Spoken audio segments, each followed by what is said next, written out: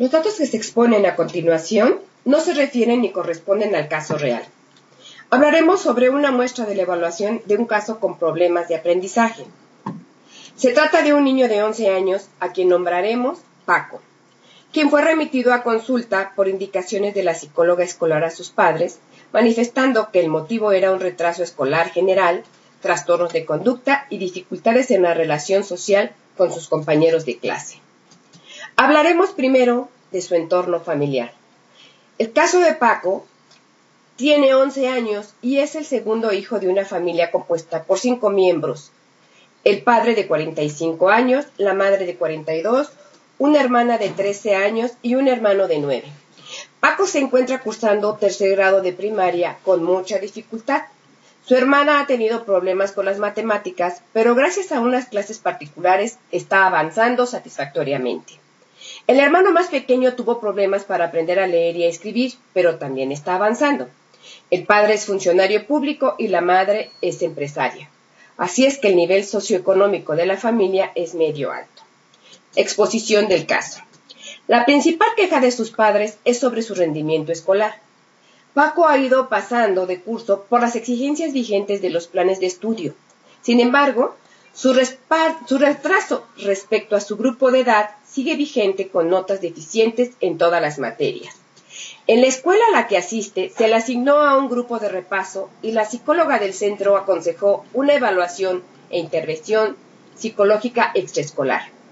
El principal problema, según su tutora, son las dificultades en centrar su atención en los aspectos relevantes de la clase, lo que conlleva a distraerse o a distraer a sus compañeros con comentarios o actos irrelevantes para la clase.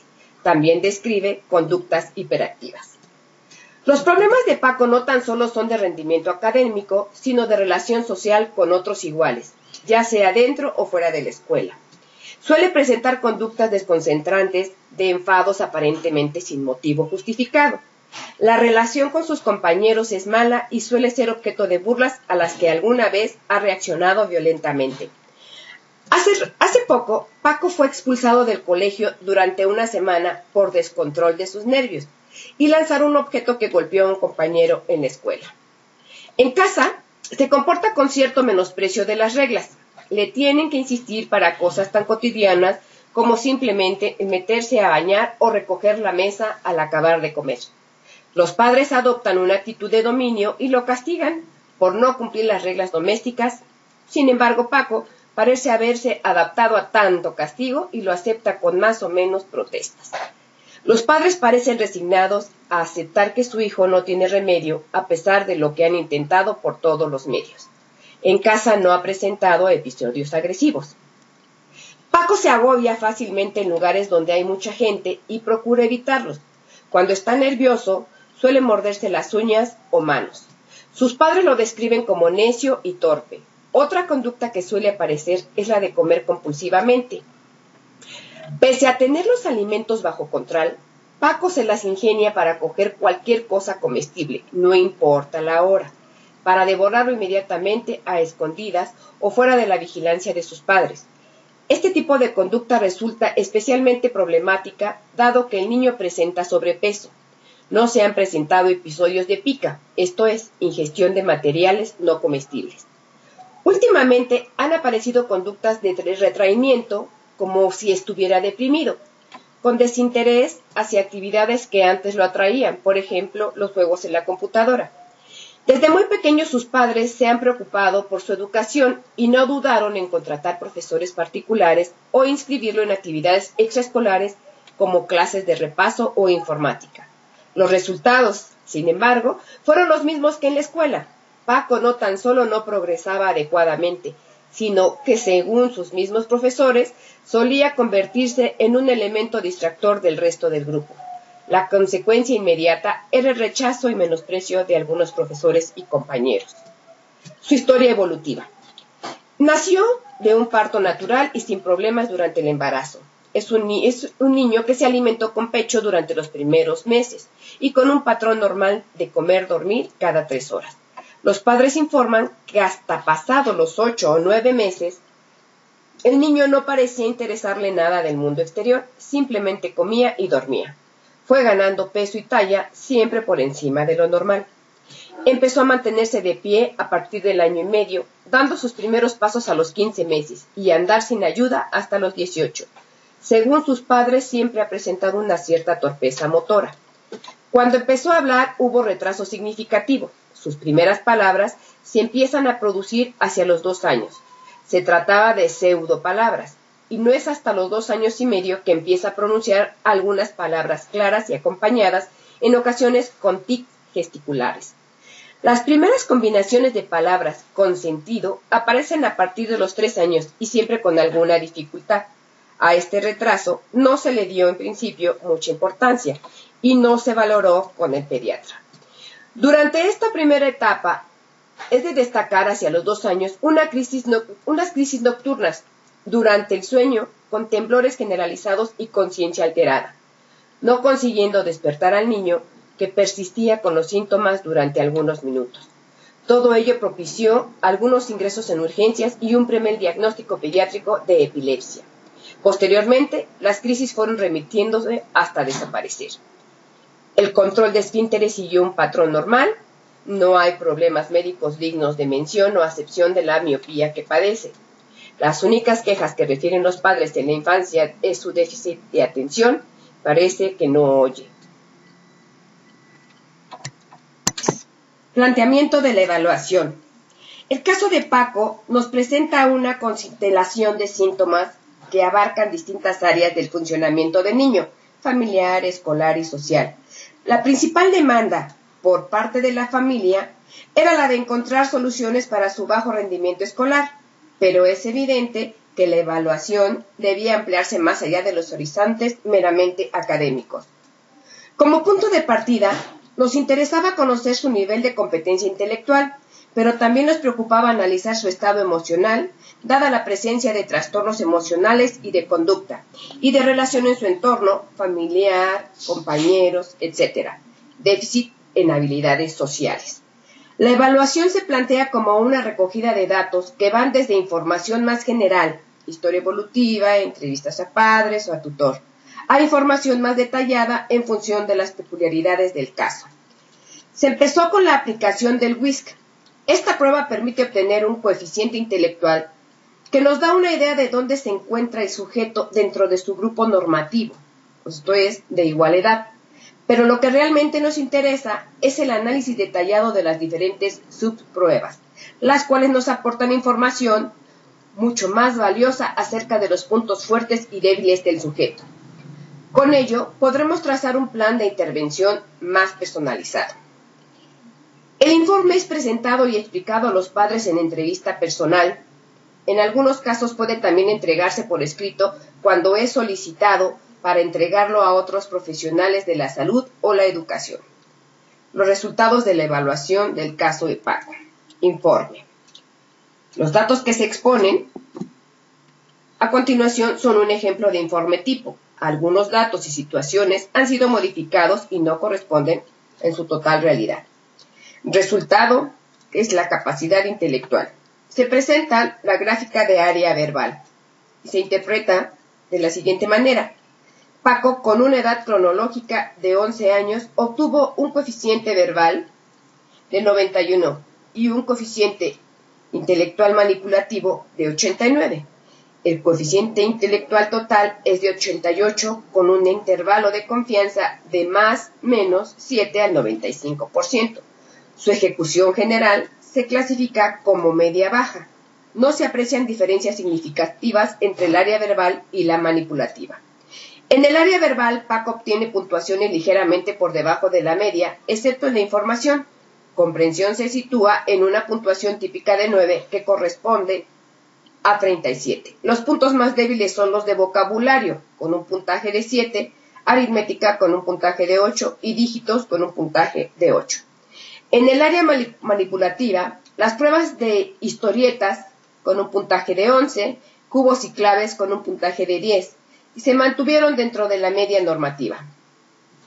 Analizados los factores de Kaufman, dentro del WIS, presenta déficit sobre todo en la organización perceptual, desviación de -2 unidades típicas por debajo de la media, independencia a la distracción, desviación de -1, 3, y comprensión verbal, desviación de -1,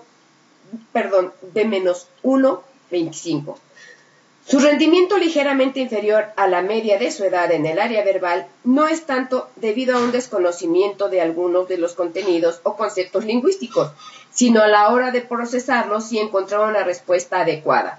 Ha sido habitual durante el paso de la prueba que Paco respondiera a algunas de las preguntas en vocabulario o comprensión, recurriendo a poner ejemplos. Pese a que parece entender el concepto, le es difícil encontrar las palabras para explicarlos correctamente y con la competencia de que se espera de un niño de 11 años. En la parte manipulativa destaca su baja puntuación en la prueba de rompecabezas. Ha presentado dificultades en montar adecuadamente las piezas, optando por la táctica del ensayo-error, pero en poca capacidad para representarse la figura correcta. Ha actuado en esta prueba con cierta impulsividad y sin comprobar eficazmente el resultado, dando como buenas figuras cuyas piezas no encajaban correctamente. Potro y cara. En Laberintos, su actuación hay que calificarla también de impulsiva, y pese a que terminó antes de tiempo, su ejecución fue muy errática. Parece actuar según un patrón de primero hacer y luego pensar. 3. Área cognitiva. Dificultad en atender y procesar la información. Le cuesta entender las instrucciones y operar mentalmente con información verbal o numérica. Es decir, presenta problemas a la hora de organizar la información y actuar sobre la misma de una forma efectiva. En la parte verbal, su memoria auditiva inmediata es baja y tiene dificultades para estructurar debidamente la información presentada y verbalmente en un texto escrito. En la parte numérica, los problemas con el cálculo se han puesto de manifiesto en pruebas específicas, escalas, series numéricas comprensibles y problemas numéricos, presentando, por tanto, un déficit en cálculo importante. Falla principalmente en el cálculo mental, donde debe operar con números aunque estos sean simples, teniendo que recurrir a efectuar la operación con papel y lápiz. Su mejor puntuación ha sido en la escala de matrices lógicas, situándose en la media de su grupo de edad, quizás debido a que es una prueba de asociación de relaciones lógicas y muy visuales y desvinculada con los niveles académicos o cultura adquirida. Área social y escolar. Los resultados con el TAMAI, que es un test aplicado a los alumnos para conocer sus necesidades y debilidades, confirman que la inadaptación de Paco en los ámbitos social y escolar es muy alta. Sin embargo, en el seno familiar se sitúa en una franja aceptable. Pese a los problemas evidentes en su entorno, Paco no parece afectado emocionalmente y su adaptación personal media con este instrumento puede considerarse como buena. La actitud educadora de los padres, aunque mejorable, presenta unos niveles aceptables y no hay discrepancia significativa entre padre y madre con su estilo educativo. Paco es consciente de sus dificultades en el ámbito de relación social y le gustaría poder cambiar la situación. Su especial forma de razonar ante las demandas que impone la sociedad y un humor muy particular hacen que Paco se sienta más cómodo jugando solo como forma de evitar conflictos. Área conductual y emocional. Pese a todo, Paco se sabe diferente e incluso se acepta como inferior a los demás. El hecho de que puntualmente se produzcan conflictos con sus compañeros no despierta en él signos de ansiedad o depresión. No se detectaron síntomas depresivos tras el paso de la escala de depresión de niños, ni en ninguna de las pruebas proyectivas. Tampoco se aprecian signos de ansiedad de ningún tipo a partir de la autoevaluación ansiedad, estado, rango, y de la observación directa.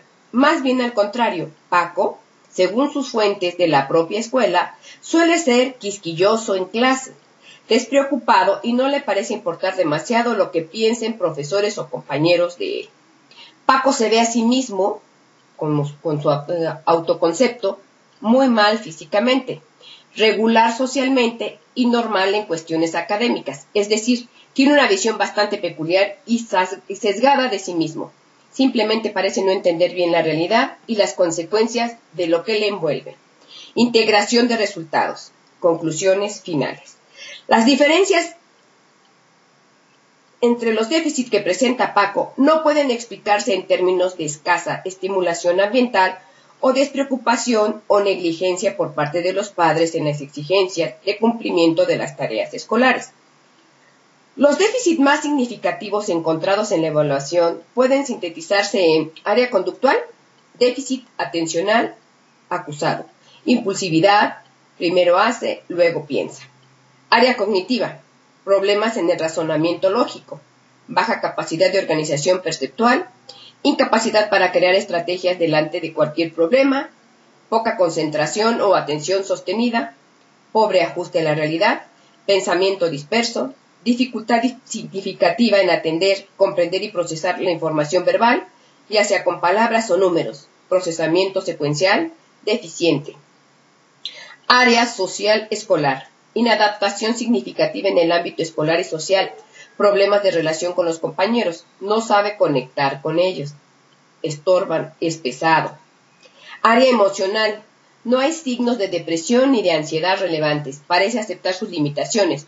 Su autoconcepto es muy bajo en el terreno físico, o sea, de su propia imagen. Puntos fuertes encontrados en la evaluación. Los puntos fuertes son las habilidades o circunstancias positivas que presenta el niño y que luego pueden ser utilizadas para potenciar las deficiencias en la intervención psicológica. Mejor rendimiento en tareas simultáneas en perjuicio de las que requieren secuencia. Buen funcionamiento con tareas presentadas visualmente, mediante dibujos o fotografías. No hay síntomas significativos de trastornos emocionales asociados, solo ansiedad en las situaciones de multitud. Buena adaptación al entorno familiar y con sus hermanos. Estilo educativo de los padres adecuado. Buen humor y actitud colaboradora. Diagnóstico. Visto los resultados, podemos especular con la presencia de un trastorno de déficit atencional con hiperactividad. Sin embargo, vemos que el factor de hiperactividad, en su vertiente hipercinética, no constituye uno de los elementos centrales del problema. Probablemente debido a que el niño ya tiene 11 años y nunca antes había sido evaluado a nivel psicológico. Sí hay aspectos significativos en el caso que hacen valorar otras posibilidades. Retraso significativo en la infancia de las adquisiciones motrices y del lenguaje, episodios epilépticos en la infancia, miopía, torpeza motora, conductas compulsivas, necio, obsesivo, problemas, pensamiento, atención, conducta. La combinación de factores relevantes de su ciclo evolutivo y familiar, unido a un fenotipo cognitivo-conductual más característico, hacen plantearse la posibilidad de examen más detallado por parte de un profesional de la medicina, pudiendo ser un neurólogo, un pediatra o un genetista, para destacar las posibilidades de la presencia de algún trastorno genético. En concreto, habría que analizar la posibilidad de la presencia de un síndrome X frágil, con algún nivel de afectación, ya sea mutación completa, metilación, parcial, en fin. La no presencia en este acto de retraso mental, coeficiente inferior a 70, no sería condición para destacar dicha posibilidad, ya que dependiendo de la afectación genética puede presentarse el fenotipo cognitivo-conductual con un coeficiente intelectual dentro de un rango relativamente normal. La intervención propuesta psicológicamente sería multicomponente con estrategias concretas en diferentes ámbitos. Primero, intervención con los padres. Tradicionalmente, con el TDAH se ha utilizado el llamado entrenamiento de padres. En síntesis, de lo que se trata es de dar a los padres primero un mayor conocimiento del problema de sus hijos. Su retraso escolar no es por capricho, sino porque tiene un trastorno que le impide avanzar adecuadamente. Segundo, dotarles de técnicas psicológicas para que puedan manejar las conductas no deseadas de su hijo, impulsividad, desobediencia, falta de atención, y por tanto reducir su nivel de angustia o estrés. Segundo, intervención con profesores o tutores o personal de refuerzo. Informarles de las peculiaridades del funcionamiento cognitivo del niño y sus limitaciones. Creemos que podría avanzar más en la formación de ciertas tareas incorporando elementos visuales. Se establecen ejercicios concretos para trabajar la secuenciación y el razonamiento lógico, debe establecerse una gradación de tareas, empezando por las más simples y subiendo progresivamente de nivel. Establecer un programa conductual para resolver las conductas de atención en clase y colaboración positiva, estableciendo contingencias positivas, que son reforzadores, o negativas, coste de la respuesta. Se aconseja que Paco se siente en un punto del aula lejos de elementos distractores, como son ventanas, compañeros problemáticos, etc. Crear un sistema de comunicación diario padres-profesores, mediante una pequeña agenda para que sean informados. De esta forma pueden reforzar su conducta mediante el halago verbal o la concesión de puntos para un regalo futuro.